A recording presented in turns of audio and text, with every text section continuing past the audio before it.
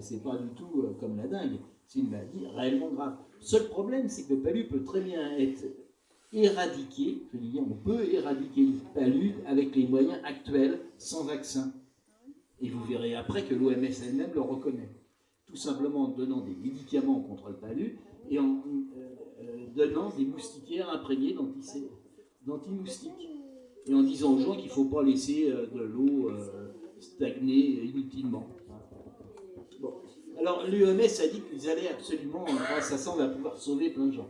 Alors comment est-ce qu'on sait, alors qu'il a été prouvé dans les essais officiels, publiés dans de grandes revues, et vous allez voir les références après, que le vaccin ne réduit ni la mortalité globale du palu, ni la mortalité du paludisme, ni la mortalité, ni les infections secondaires, ni les pneumonies, ni la septicémie. Ce sont les conclusions des essais. Et au-dessus, vous avez la publicité de l'OMS. Alors là, c'est c'est les essais là, qui ont été faits sur son efficacité. Donc vous avez deux séries qui sont les mêmes, deux études, deux publications successives de la même équipe. Dans un premier temps, ils disent que l'efficacité du fameux vaccin formidable, c'est 16%. Et deuxièmement, que cette efficacité disparaît au fil du temps. Et vous voyez là, ce qui est très important, c'est cette courbe. Vous voyez qu'au début, c'est efficace. Là, c'est 0. Ça tombe sur 0. Mais au bout de 3 ans, l'efficacité passe en dessous de 0. C'est-à-dire que les gens qui ont été vaccinés font davantage de palu que ceux qui n'ont pas été vaccinés. C'est quand même un problème. Suivant. Est-ce qu'il augmente les risques de paludisme? Alors ça, c'est une autre étude. C'est pas la même équipe, c'est une autre étude qui met qu'il y a une augmentation d'incidence clinique du palu, donc des crises de palu, chez les enfants qui ont été vaccinés tardivement. Et puis surtout, c'est que le taux de létalité est double chez les enfants vaccinés qui font un paludisme grave. C'est un vrai problème. Suivant. Oui, c'est très proche, c'est pour ça que je voulais vous mettre au Covid au départ. Alors avec Saint-Bill, là, la mortalité, toutes causes confondues, est pratiquement 2 fois supérieure chez les filles vaccinées que chez les filles non vaccinées.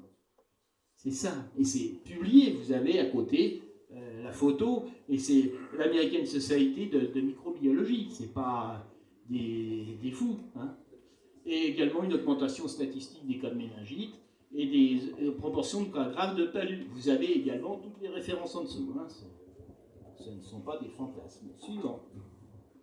Alors, comment est-ce que l'OMS peut faire des recommandations dangereuses pour un vaccin inutile? Parce que la même année, si vous regardez palu de l'OMS, ils vous disent qu'il y a 23 pays qui ont enregistré 0 cas de paludisme indigène 3 ans de suite. Et avant la période du vaccin.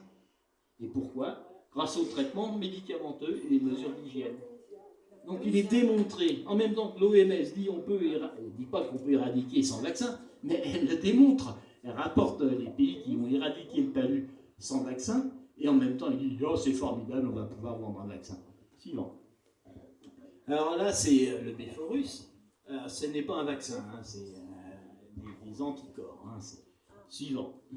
Alors la Haute Autorité de Santé, qui est vraiment très gentille avec le gouvernement, qui passe par tout ce qu'ils demandent, ils le font.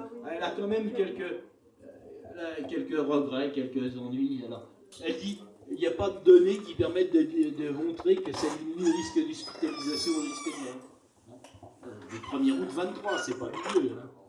Et par contre, on se rappelle que les effets cliniques du Beyfortus, les essais qui ont permis d'obtenir la mise sur le marché, ont montré qu'il y avait une augmentation, un excès de mortalité dans le groupe traité par rapport au groupe témoin suivant.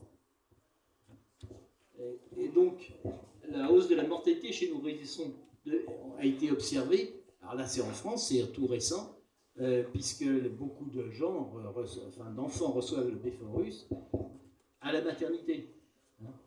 Et on se rend compte que depuis que ce médicament a été mis sur le marché en France, la mortalité des enfants de cet âge a augmenté plusieurs mois consécutifs. Donc on a quand même un signe d'alerte majeur. Mais le gouvernement s'en préoccupe pas, ça doit. Il y a toujours tellement de coïncidences. Suivant. Alors le vaccin garde asile, on y arrive. Je vous l'avais promis, vous l'aurez. Alors celui-là, suivant. Alors celui-là, j'ai mis parce que quand même, que notre président se fasse VRP, oui, c'est le coup de Jarnac. Le coup de Jarnac du président. Il a choisi effectivement son nom. Eh bien, donc il a été dans une école pour convaincre les élèves. On les convainc qu'il faut qu'ils soient bisexuels, trisexuels ou x-sexuels, mais en plus qu'ils soient vaccinés par le garde d'asile pour pouvoir s'exprimer librement, sans risque, n'est-ce pas? C'est criminel. Le président, mais qu'est-ce qu'il fout? Il essaie de vendre sa soupe. Il faut quand même qu'il paie ses campagnes pour son parti. Ils ont besoin d'argent quand même, les partis, pour faire élire les gens. Donc on sait que le garde d'asile est inutile en France. Je ne dis pas qu'il ne pourrait pas avoir une utilité ailleurs, j'en sais rien, c'est pas mon problème, nous sommes en France. En France, il ne sert à rien, puisque le cancer du col est une maladie rare en France. La fréquence, l'incidence, c'est-à-dire le nombre de nouveaux cas pour 100 000 femmes, est inférieur à 6 pour 100 000. Et 6 pour 100 000, c'est la définition de l'OMS des maladies rares. Donc en France, le cancer du col est une maladie rare. Donc, tous les gens qui vous diront le contraire sont des menteurs. Et là, vous l'avez, là, c'est 0,6% de la mortalité par cancer. Hein. C'est au 14e rang des cancers suivants. Et on nous dit que c'est un vaccin contre le cancer. Le seul ennui, c'est qu'il n'y a aucun essai randomisé, si on tire au sort pour comparer les gens qui ont reçu le vaccin et les autres, aucun essai randomisé n'a démontré qu'il y avait un avantage sur l'incidence du cancer. Et on nous dit quand même que c'est un vaccin contre le cancer. Contre les cancers, même maintenant. Donc, suivant. Alors, on nous a dit, oui, c'est parce que c'était trop tôt. Attendez, on est à 17 ans de la mise sur le marché. Et on n'a toujours pas. Hein, mais attendez 30 ans, 40 ans. Puis si dans 50 ans, c'est pas bon, on arrêtera. On aura quand même touché pendant 50 ans le vaccin. C'est quand même pas mal. Alors là, il y a quand même... L'Australie était le premier pays qui a fait la vaccination scolaire comme rêve de faire notre président. C'est favorisant. Pardon? Ça favorise les cancers, apparemment. Ah non, là, c'est pas les cancers, cette courbe, ce sont les CM3. C'est-à-dire les dysplasies soi-disant précancéreuses. Non, on ne peut pas dire c'est non, parce que tout le baratin du garde d'asile, c'est basé sur les taux de CN1, CN2, CN3. Ce ne sont pas des cancers. Je parle des cancers, c'est un cancer invasif. Mais elles sont plus fréquentes après 10 ans.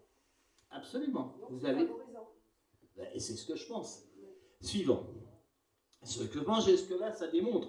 Hein, vous avez tous les médias qui vous disent, grâce au vaccin, l'Australie est en train d'éradiquer le cancer du col.